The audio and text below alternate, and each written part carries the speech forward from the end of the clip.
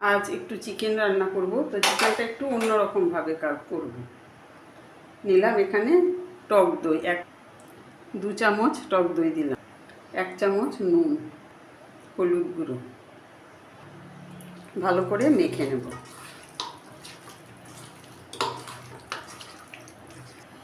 সেই সাথে দিলাম কাঁচা সর্ষের তেল, দিয়ে ভালো করে মেখে নেব, দিয়ে এটাকে ম্যারিনেট হতে দেব। এখন একটু জল গরম করে নিয়েছি, এখানে দিয়ে দিলাম হাফ ক্যাপসিকাম, সেই সাথে দিলাম কয়েকটা কাঁচা লঙ্কা, একটু ফুটিয়ে নেব। এখন একটা পেস্ট বানিয়ে নেব। একটা মিক্সিং জারে নিলাম পেঁয়াজ,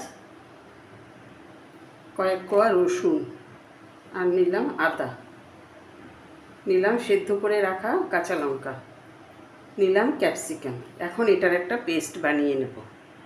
তেল গরম করে নিলাম, দিলাম একটু গরম মশলা ফোড়ন, দিয়ে দিলাম এখন ম্যারিনেট করা মাংস।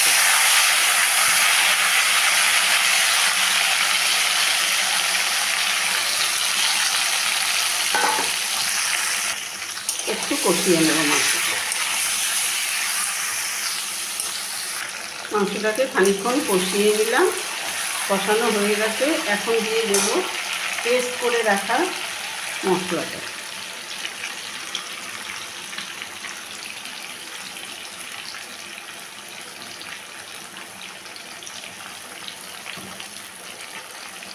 আরও খানিকক্ষণ মশলার পেস্টের সাথে কষিয়ে নেব।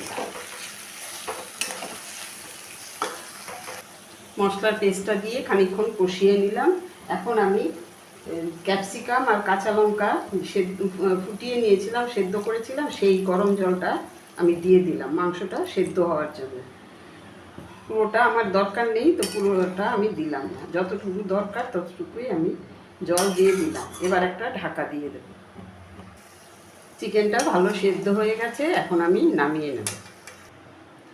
তো তৈরি হয়ে গেল ক্যাপসিকাম কাঁচা লঙ্কা দিয়ে চিকেন।